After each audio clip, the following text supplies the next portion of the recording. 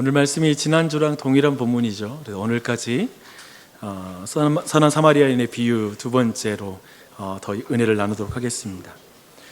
우리는 지난주에 누가복음 10장의 율법 교사와 그리고 누가복음 18장의 부자 관리를 비교해서 말씀의 은혜를 나눴습니다. 누가복음 18장의 부자 관리를 다른 복음서에서는 젊은 부자라고 이렇게 칭하기도 해요. 그리고 이 젊은 부자라는 이름이 더 널리 알려진 이름이라서 저도 오늘 젊은 부자라는 용어를 사용하겠습니다. 누가복음 18장으로 한번 가볼게요. 네, 누가복음 18장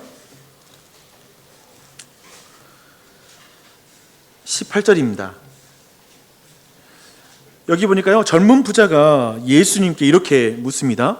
선한 선생님이여, 내가 무엇을 하여야 영생을 얻으리이까? 라고 묻죠. 네, 여기에 대해서 예수님께서 이렇게 대답하세요. 내가 어찌하여 나를 선하다고 일컫느냐? 하나님 한 분 외에는 선한 이가 없느니라 라고 대답하죠. 이 대화에서 예수 그리스도를 하나님이라고 믿는 그런 그리스도인에게 걸리는 부분이 뭡니까?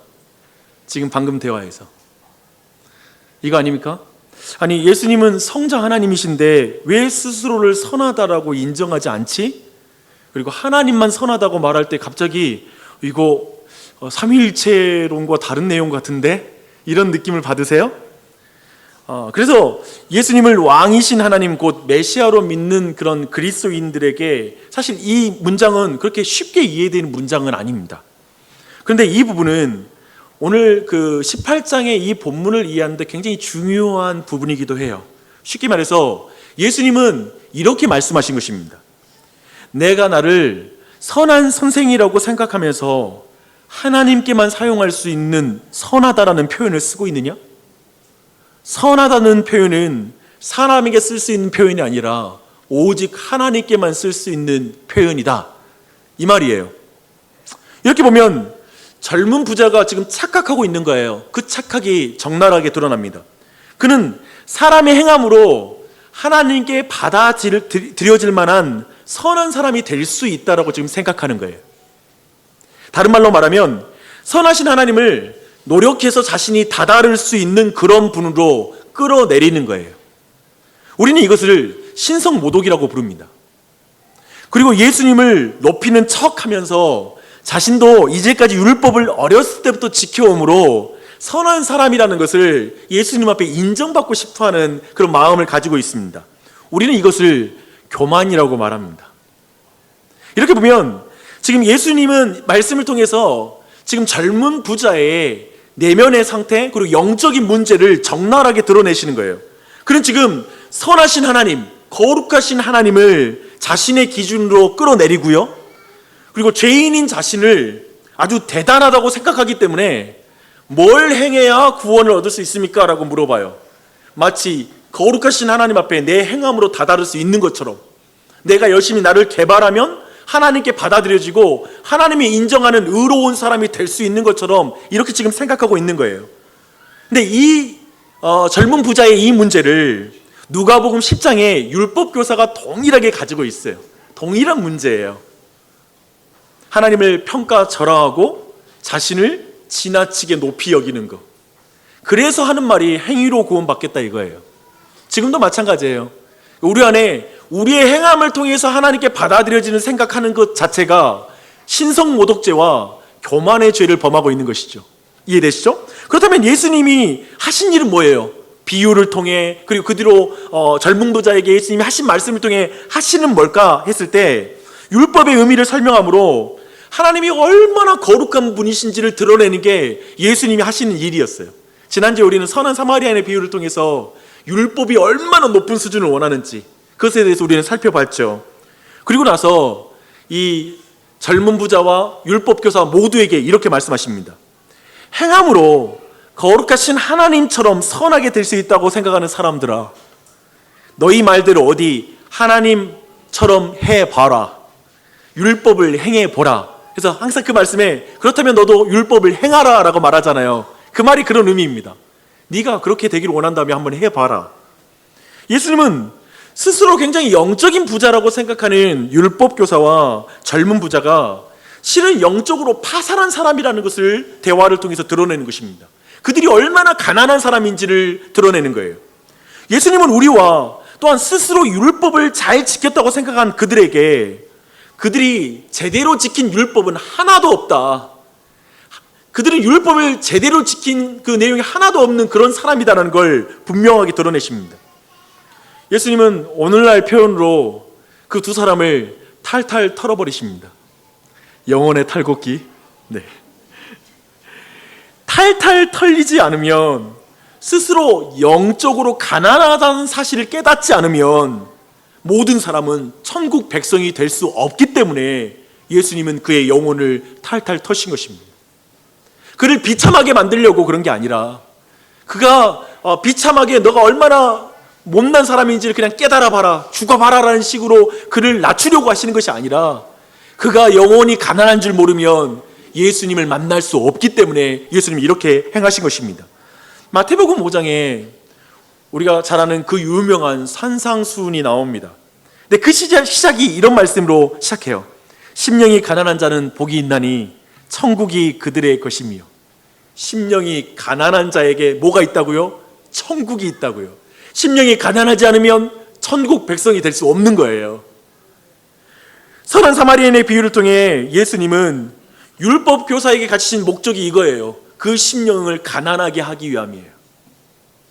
하나님의 거룩하심을 받기 때문에 하나님 율법의 그 깊이가 얼마나 높고 율법이 요구하는 수준이 얼마나 높고 하나님은 얼마나 거룩하고 선하신 분이신지 알게 되니까 하나님 앞에 자신이 가졌던 자기 확신이 무너지는 거예요. 자신을 의지하고 자신 안에 있는 자존심이 깨지는 거예요. 사라지는 거예요. 그리고 하나님을 향하여 스스로 할 수 있는 것이 아무것도 없는 무능한 존재라는 것을 고백하고 그걸 느끼는 심령이 가난한 심령이란 뜻입니다. 여러분의 마음은 가난하십니까? 그렇다면 한 가지 질문이 있죠. 젊은 부자와 율법교사는 예를 들면 율법교사는 지난주에 다뤘던 선한 사마리아인의 비유를 들었을 때 영혼이 가난해졌을까요? 영혼이 가난해졌을까요? 그리고 지난주에 선한 사마리아인의 비유에 대해서 우리가 자세하게 그 말씀을 살펴봤습니다. 여러분의 영혼이 좀 가난해지셨습니까? 아까 고백한 것처럼 이런 고백이 우리 안에 있는 거예요. 주님, 원수를 선한 사마리아인 같이 희생적으로 사랑하라는 그 말씀은 도저히 지킬 수 없는 말씀입니다. 참으로 율법이 말하는 이웃사랑의 수준이 하나님이 죄인을 사랑한 것처럼 사랑하라는 그런 말씀이라면 저는 그런 사랑 못 해본 것 같아요. 한 번도 저는 그런 이웃사랑 실천 못 해본 것 같습니다. 앞으로도 저는 그런 이웃사랑을 실천할 사람이 못 됩니다. 주님, 나 같은 죄인 어떻게 해요? 나 같은 죄인 어떻게 해요? 라는 이 가난한 마음을 여러분 가지셨습니까? 아니면 하나님, 왜 이렇게 사람이 할 수 없는 수준의 이웃사랑을 요구하시죠? 지킨 말한 말씀 주시고 나서 못 지키면 매 때리는 거 인정하지만 지킬 수도 없는 어려운 말씀 주시고 나서 못 지켰다고 책망하시면 어떡합니까? 저도 우리 애들한테 이 정도는 하지 않습니다. 어떻게 원수를 선한 사마리안처럼 사랑하라고 말씀할 수 있습니까? 너무 그 율법의 수준은 너무나 깊고 넓습니다. 선한 사마리아인의 비유를 대하는 여러분의 감정이 아마도 이 둘 중에 하나의 감정이었다고 생각합니다. 만약에 여러분이 이 둘 중에 하나의 감정이 아니었다면 설교를 잘못했거나 여러분이 설교를 잘못 들었을 가능성이 큽니다. 왜냐하면 선한 사마리아인의 비유 자체가 참으로 적나라하게 율법의 수준이 얼마나 높은지, 그리고 그 율법을 우리가 지켜야 된다라고 분명하게 말하고 있기 때문에 그렇습니다. 그리고 매우 거칠게, 그리고 예리하게 우리의 영혼을 파고들어요. 그리고 우리에게 이웃사랑을 요구합니다. 지금 우리 모두에게 선한 사마리아인처럼 사랑하고 있느냐고 묻고 있습니다. 그리스도인이 마땅히 행해야 될 이웃사랑을 분명하게 실천적으로 우리에게 요구하고 있기 때문에 이 두 가지 감정 중에 하나의 감정을 우리가 느끼는 거예요. 하나님, 나 이런 이웃사랑 못하고 있어요. 도와주세요 라고 외치든지, 아니면 이건 말도 안 되는 요구예요. 어떻게 이런 일을 하란 말이에요 라고 반감을 느끼든지, 이 둘 중에 하나일 거예요. 피해갈 여지를 주지 않고 있다는 걸 주목하십시오. 성경은 그 중간지대를 허용하지 않고 있습니다. 마태복음 5장 43절 함께 펼게요. 좀 더 보십시다. 아까 봤던 산상수훈의 부분이에요. 근데 오늘 설교 노트에도 있으니까요, 그 내용 그대로 보셔도 됩니다. 같이 하나님 말씀 읽겠습니다. 또 내 이웃을 사랑하고 내 원수를 미워하라 하였다는 것을 너희가 들었으나 나는 너희에게 이르노니 너희 원수를 사랑하며 너희를 박해하는 자를 위하여 기도하라. 이같이 한즉 하늘에 계신 너희 아버지의 아들이 되리니 이는 하나님이 그 해를 악인과 선인에게 비추시며 비를 의로운 자와 불의한 자에게 내려주심이라. 너희가 너희를 사랑하는 자를 사랑하면 무슨 상이 있으리요? 세리도 이와 같이 아니하느냐? 또 너희가 너희 형제에게만 무난하면 남보다 더하는 것이 무엇이냐? 이방인들도 이같이 아니하느냐? 그러므로 하늘에 계신 너의 아버지의 온전하심과 같이 너희도 온전하라. 어떤가요? 신약의 예수님의 가르침은 은혜만 넘치는 것 같아요. 그리고 신약은 율법의 시대가 아니니까 은혜로만 어떻게 될 것 같아요. 예수님은 그런 율법적 요구를 하나도 안 하시는 것처럼 느껴지십니까? 예수님의 가르침이 소프트합니까? 피해갈 여지를 주지 않죠. 마지막에 이건 정점이죠. 그러므로 하늘에 계신 너희 아버지의 온전하심과 같이 너희도 온전하라. 이건 구약에 나오는 말씀이 아니라 예수 그리스도가 우리에게 요구하는 말씀입니다. 하나님이 거룩하신 것 같이 너희도 거룩하라. 그 말씀을 온전하심과 같이 온전하라고 말씀하고 있습니다. 저와 우리 모두가 이 말씀 앞에 불편함을 느끼길 바랍니다. 불편하죠. 사실 우리는 이 불편한 이 기분을 좀 피하고 싶을 것입니다. 사실 그때나 지금이나 사람은 이런 말씀 앞에 정직하게 서지 않는데 전문가입니다. 기만적으로 신앙생활하는데 전문가가 바로 우리입니다. 예수님은 왜 젊은 부자와 율법교사가 기만적으로 신앙생활하고 있는지를 적나라하게 드러내요. 왜 그들은 율법을 온전히 지키지 않으면서도 스스로 율법을 지킨다고 생각했을까요? 그리고 굉장히 자신이 하나님과 가깝다고 생각했을까요? 왜냐하면 그들은 사랑할 만한 하나님을 사랑했고 사랑할 만한 사람들만 사랑했습니다. 그러니 자신에게 사랑이 부족하다는 느낌을 받지 않아요. 지킬 수 있는 정도로 율법의 의미를 축소시키고요, 거룩하신 하나님도 자신이 휴대하고 다닐 수 있을 만큼 작게 만들어서 호주머니에 휴대하고 있습니다. 그렇게 하면 신앙은 철저하게 기만적으로 갈 수 있습니다. 엉뚱하게 신앙을 온전히 하나님의 말씀대로 안 가면서도 철저히 자신이 하나님 앞에 거룩한 사람인 양 살 수 있어요. 그래서 그들의 삶은 이방인의 삶과 크게 다르지 않은 것이죠. 그들은 형제에게만 무난했어요. 그들은 원수는 미워하고요, 사랑하는 자를 사랑했어요. 이거 못하는 분 계십니까? 사랑한 자를 사랑하고 그리고 내게 무난하는 사람에게 무난하는 거, 여기 못하시는 분 계세요? 다 하죠. 네, 이렇게 이것을 우리가 기준으로 삼는다면 우리는 성경이 말하는 자신에게 사랑이 없다라는 거, 자신이 죄인이라는 걸 깨달을 방법이 없죠. 모든 걸 자기 기준에 축소시켰으니까요. 그러니 기만적인 신앙은 여기에서 가능한 것입니다. 즉 성경이 말하고 있는 신앙이 아니라 내가 생각하는 신앙으로 신앙할 때 기만적인 신앙이 여기에서 나옵니다. 종합하면 예수님은 기만하고 있는 율법교사가 자신의 가난함을 깨닫고 하나님의 자비 가운데 있는 영적인 풍성함을 찾게 하기 위해서 선한 사마리아인의 비유를 주고 계십니다. 그래서 예수님은 내 이웃이 누구냐라고 물었던 율법교사를 길거리에 거의 죽게 된 사람에 비유하면서 그의 무능력을 비유를 통해서 보여주고 싶어 하세요. 그에게 예수님은 복음을 전하십니다. 우리는 모두 영적으로 파산한 상태이고요, 그리고 피를 흘리며 쓰러져 있는 거예요. 그런데 하나님이 우리를 위해서 영적인 부요함을 주기 위해서 찾아오시는 것입니다. 그냥 지나치지 아니하시고 우리를 찾아오십니다. 하나님은 그의 아들을 가난하게 하심으로 그를 믿는 모든 자들에게 부요함과 의를 주시기 위해서 우리에게 오신 것입니다. 고린도후서 5장 21절에 이 복음을 이렇게 말하고 있습니다. 하나님이 죄를 알지도 못하신 이를 우리를 대신하여 죄로 삼으신 것은 우리로 하여금 그 안에서 하나님의 의가 되게 하려 하심이라. 그리고 이것을 경제적인 거래 개념으로 8장에서 이렇게 말씀하십니다. 우리 주 예수 그리스도의 은혜를 너희가 알거니와 부요하신 이로서 너희를 위하여 가난하게 되심은 그의 가난함으로 말미암아 너희를 부요하게 하려 하심이라. 선한 사마리아인은 거반 죽게 된 그 강도 만난 자를 살리기 위해 자신의 재산을 투자하죠. 자신이 가난해지는 것이죠.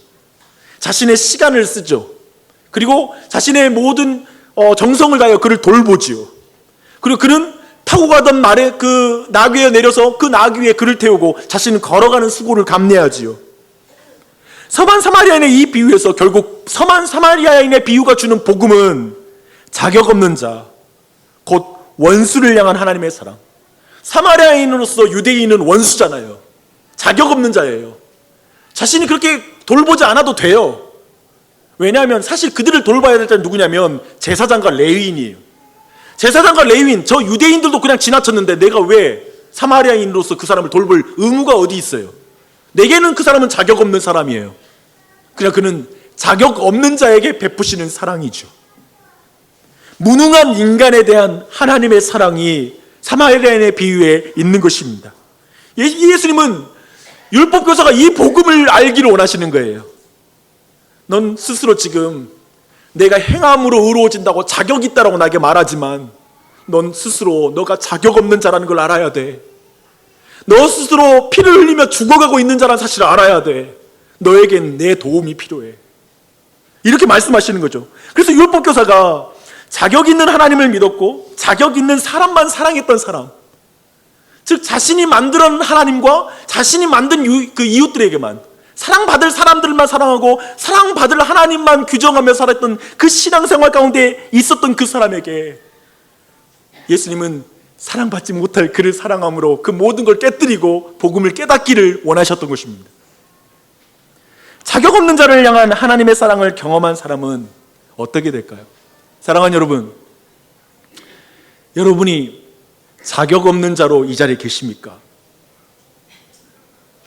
자신이 하나님의 사랑과 그분의 돌봄을 받을 자격, 예수님의 보혈로 내 몸을 감싸주시고 나의 죄를 위해서 대신 죽으신 그 은혜가 나는 그 은혜 앞에 자격이 없고 그걸 갚을 길이 없다라고 인정하십니까? 그것이죠. 그러한 은혜를 경험한 사람은 자격 없는 자들의 이웃이 됩니다. 오늘날 많은 사람들이 끊임없이 자격 있는 대상을 규정하는 것 같습니다. 내가 누구랑 사귀지? 그리고 누구에게 시간을 투자하지? 또 누구와 함께 시간을 보내지? 이 모든 것 또한 자격 있는 사람을 규정하고 나서 제가 그 모든 시간을 여러분 사용하고 있을 것입니다. 그러나 은혜를 아는 그리스도인들은 자격 없는 가난한 자들을 쉽게 포기하지 않습니다. 내가 이 시간을 써도 전혀 다시 받을 것이 없는, 가망이 없는 사람, 그런 사람들에게 사랑을 흘리는 것이죠. 마태복음 18장 21절로 35절에 보면 1만 달란트 빚진 자를 용서해 준 왕의 이야기가 나옵니다. 당시 한 달란트가 한 노동자의 15년치 임금에 해당하니까요. 1만 달란트, 그러면 이 의미가 뭐겠어요? 지금 예수님께서는 갚을 수 없는 무한정한 빚을 표현하려고 지금 1만 달란트 빚진 자라는 이런 비유로 이렇게 이 숫자를 사용하는 것입니다. 용서받은 종은 자기에게 이제 그 모든 1만 달란트 빚을 탕감받고 나서요, 이 종은 길을 걷다가 얼마간의 빚을 진 300데나리온이라는 그런 빚을 진 종을 만납니다. 첫 번째 이 종은 왕에게 그랬듯이 두 번째 이 종도 자비를 베풀어 달라고 용서받은 종에게 부탁해요. 그러나 용서받은 종은 완고합니다. 이 소식을 전해 들은 왕은 자신이 용서해 준 종을 데려다가 불같이 화를 냅니다. 그리고 이렇게 말해요. 내가 너를 불쌍히 여김과 같이 너도 내 동료를 불쌍히 여김이 마땅하지 아니하냐. 예수님이 이 비유를 하신 목적은 분명하죠. 그건 용서의 원리를 우리에게 알려주기 위함입니다. 용서는 자신이 용서받은 것에 대한 반응입니다. 자비를 베푸는 삶은 자신이 받은 자비에 대한 반응으로서 가능하다는 것입니다. 그렇다면 1만 달란트 빚진 자, 곧 갚을 수 없는 은혜를 받은 자는 사실은 그런 은혜를 받은 적이 없는 것이죠. 1만 달란트 탕감 받아서도 300데나리온 탕감 받는 것보다 그 값어치를 작게 여기는 거예요. 손해 볼 수 없잖아요. 하나님께 받은 그 1만 달란트가 300데나리온보다 더 작은 것이기 때문에 300데나리온 빚진 자를 용서해 주는 게 곧 자신에게 손해예요. 그러니까 용서할 수 없어요. 끼얹고 받아내야 돼요. 그런 걸 보여주고 있는 것입니다. 저는 여러분에게 이 한 가지의 이 중요한 마음을 다시 한번 확인하고 싶습니다. 복음에 따른 삶, 그리고 선한 사마리아인의 비유의 그 복음을 따르는 삶은 불쌍히 여기는 마음입니다. 만약 여러분에게 불쌍히 여기는 마음이 없다면 용서받은 은혜가 없는 것입니다.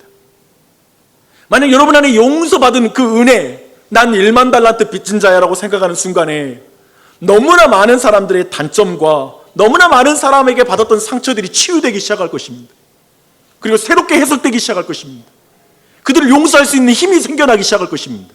내가 1만 달란트 빚진 자는 사실 인정하며 여러분에게 작게 실수한 사람을 용서할 힘이 여러분에게 나오기 시작할 것입니다. 분노란 뭘까요? 자격을 따지는 마음이 분노입니다. 내가 너에게 이렇게 했는데 너가 이렇게 해? 자격을 따지는 것. 내가 너에게 이렇게 베풀었는데. 이 분노 아래 있잖아요. 즉 자격을 따지는 마음을 가지면 은혜를 못 받습니다. 즉 300데나리온 빚진 자를 용서하지 못하면 여러분은 1만 달란트를 주신 하나님의 은혜를 여러분이 계속 받아들이지 못하고 밀어낼 것입니다. 제가 배운 건 이거예요. 내 자신이 누군가를 미워하면, 누군가를 향해 분노하면 하나님 은혜가 느껴지지 않는다는 거예요. 그리고 그 은혜로부터 멀어지기 시작한다는 거예요.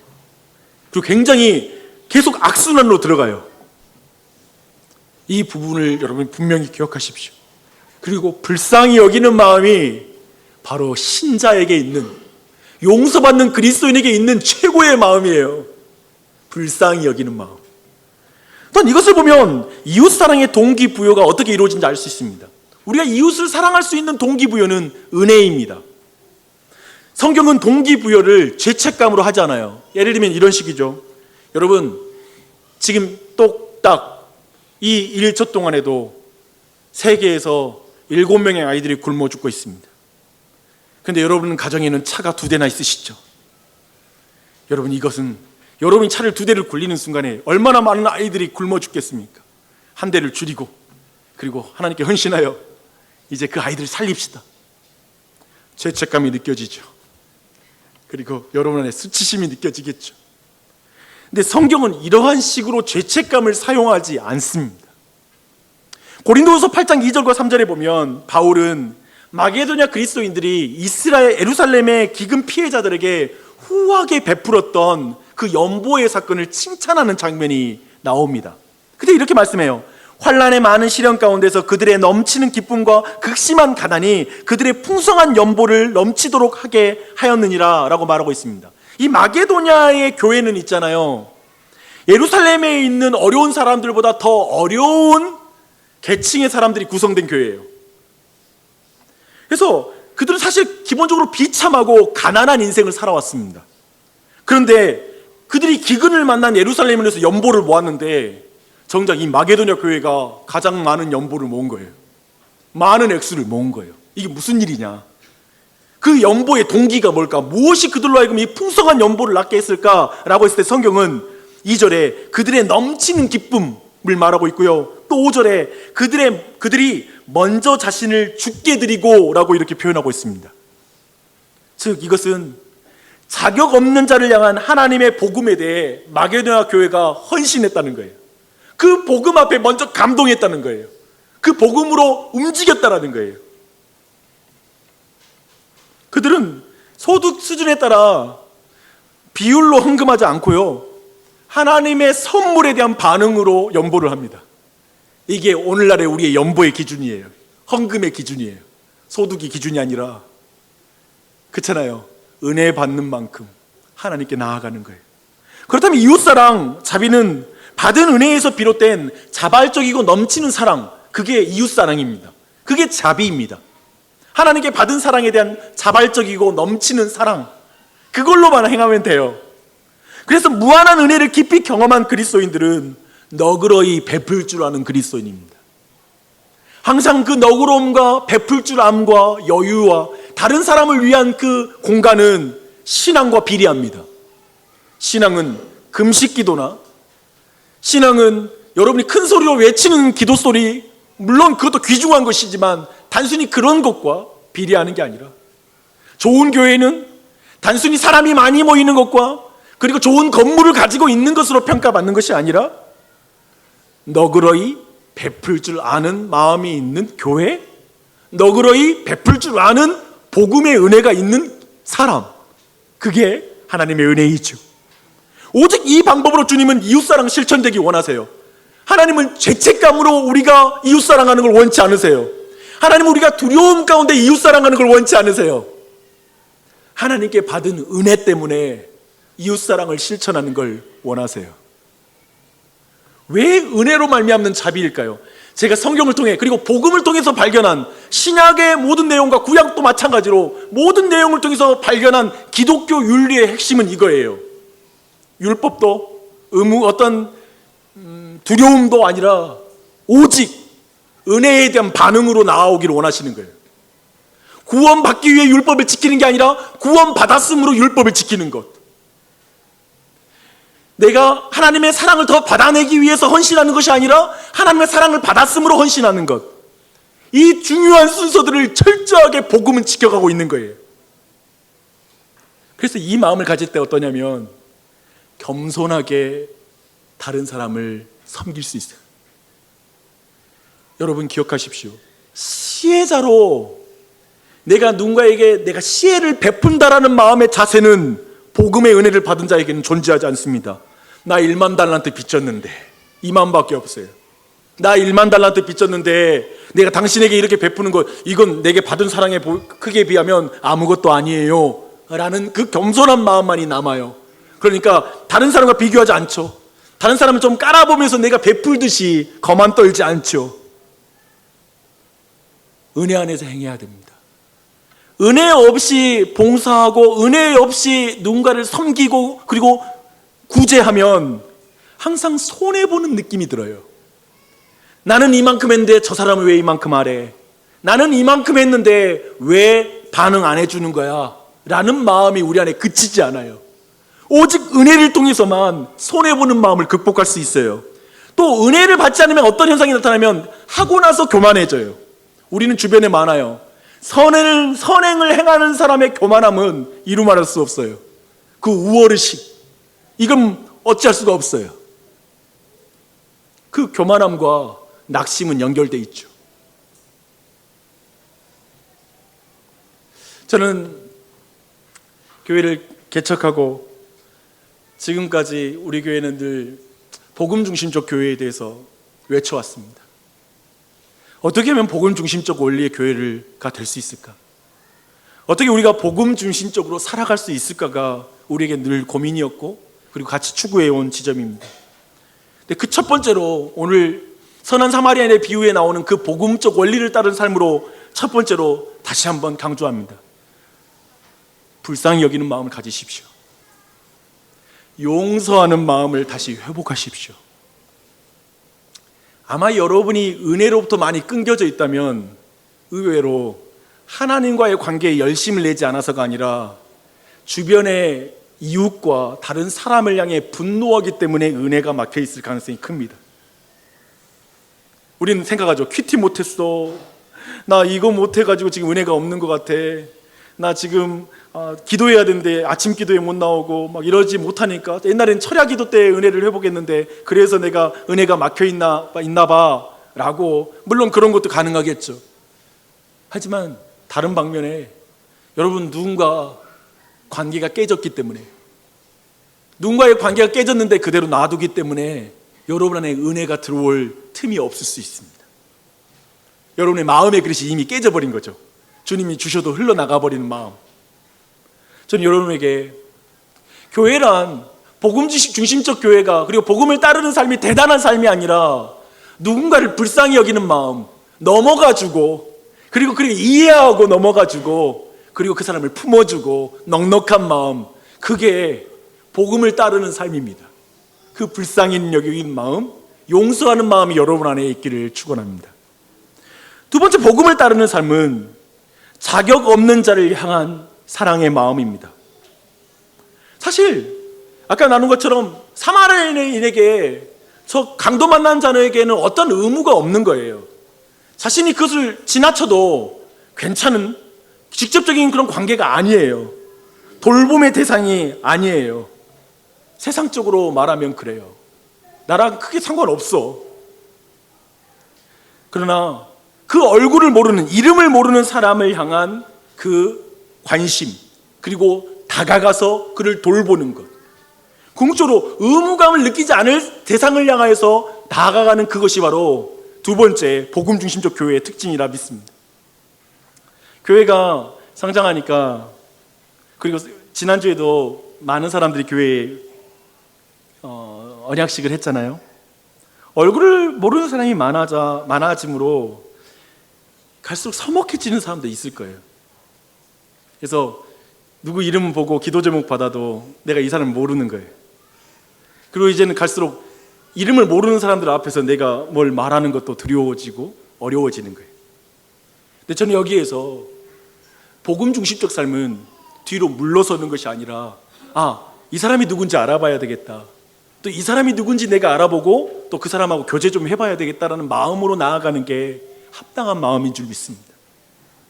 예를 들면 이런 것 같아요. 교회가 커갈수록 이제 관계하는 사람들만 모이기 때문에, 그래서 유대인은 유대인, 사마리아인, 그리고 헬라인, 뭐 각종 지역에 모임, 마치 그룹이 이렇게 이루어지겠죠. 친한 사람들께 어울려 가겠죠. 그러나 그것이 뭐 나쁜 것이겠습니까? 중요한 것은 그것을 넘어서서 또 누군가를 사귀어나가는 그 우리 안의 노력들과 그 시간들과 삶을 살아가는 걸 멈춰서는 안 될 것입니다. 이 일을 행하는 것, 그런 은혜가 있기를 바랍니다. 그래서 좀 더 적극적으로 알아가는 것, 그것이 우리 교회 안에 더욱더 활발해졌으면 좋겠어요. 저는 성도들이 교제하기를 힘쓰는 모습을 볼 때 너무나 크게 감격합니다. 주일 저녁에 또 만나가지고 서로 교제하고, 더 교제하려고 하고, 시간을 내서 집으로 다른 사람을 초대하기도 하고, 이런 구체적인 삶이 없으면 교회는 시간이 갈수록 피상적으로 느껴지기 시작할 것입니다. 저는 이 일에 여러분 모두가 함께 힘써가기를 부탁드립니다. 또한 복음 중심적 교회의 세 번째 특징은 은혜로 동기부여를 받는 교회라는 것입니다. 사랑하는 여러분, 우리는 율법적으로 뭔가 기복적으로 우리의 열심을 내서 교회 생활하는 게 아닙니다. 은혜를 받아 모든 일을 행해야 됩니다. 그런 의미에서 저는 이번 주에 여러분에게 적용하고 같이 힘쓰기를 부탁드립니다. 그것은 기도입니다. 정말 제가 믿는 게 있어요. 교회를 하고 우리가 개척한 교가 이제까지 전체를 보았을 때 어떤 게 있냐면, 기도하지 않고 동기부여는 안 된다는 것입니다. 동기부여가 안 되면 여러분의 동참이 없어지고요, 동참이 없으면 거기에서 어떠한 일이 이루어진지 은혜들이 실질적으로 자기에겐 유익이 안 돼요. 그래서 교회 일도 마찬가지더라고요. 멀리서 앞에서 할 사람 하고 바라보고 기도조차 하지 않는다라면 사실 그 유익을 못 누리는 거예요. 저는 부탁드리고 싶어요. 기도하는 일에 함께 해주십시오. 기도할 때 하나님의 마음이 부어지고 은혜가 부어질 때 우리 안에 그걸 어떻게 행해야 될지 능력이 생겨요. 내가 하고 싶은 마음이 생겨요. 우리는 이해로 동기부여 받기보다 정말 하나님의 은혜를 주지 않고는 움직이지 않는 사람입니다. 알아도 못할 때가 많잖아요. 사랑하는 여러분에게 힘써 기도하기를 초대하고, 이번 주 아침에도 그리고 금요일도 함께 기도하는 그런 적용이 있었으면 좋겠습니다. 그리고 마지막으로 복음 중심적 교회는 가시적인 열매를 맺는 교회입니다. 아까 제가 나눴습니다. 하나님께 민감해서 신앙이 성숙할까요? 맞습니다. 근데 사람에게 민감하면 신앙 성숙합니다. 하나님께 민감해서 영적으로 눈을 감고 모든 걸 느껴서도 성숙해질 수 있습니다. 그런데 옆에 있는 지체들의 필요와 그 삶에 깊이 민감할 때 우리의 신앙이 성숙합니다. 지난번에 보았던, 이제 마무리하면, 율법 교사와 젊은 부자 모두 열매로 신앙이 증명되는 거예요. 결국 우리 신앙 안 좋은 게 어떻게 확인되냐면요, 옆에 있는 지체에 관심 없는 것으로 자신의 신앙이 증명돼요. 우리는 대부분 하나님과의 관계는 잘 민감하고 둔감할 때가 많아요. 여러분의 신앙을 더 점검하는 쉬운 방법은 뭐냐면, 옆에 있는 동역자들과 많은 지체들의 삶에 관심이 있냐 없냐, 그걸로 진짜 여러분의 신앙을 점검할 수 있어요. 저는 여러분에게 이 선한 사마리아인의 비유가 주는 이 관점들이 여러분 신앙과 삶에 구체적으로 적용되기를 바랍니다. 이런 말 하면 제가 제사장 같고 레위인 같은 사람입니다. 아이고, 사랑이 얼마나 없는 사람인지 모릅니다. 알아도 또 열심히 안 살아져요. 이상해. 알아도 안 돼요. 이 죄인을 어찌합니까? 살아되는 목사이면 더 좋을 텐데, 그래서 제가 목회의 방향을 바꾼 게 뭐냐면, 죄인인 줄 알고 목회하자.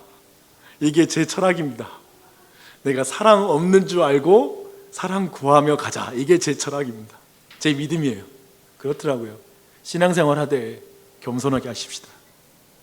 대단한 것처럼 하지 말고 겸손하게 기도하며 가면 조금씩 자라가지 않겠습니까? 우리 교회, 이 교회, 그 방향으로. 그런 은혜가 넘치길 바랍니다.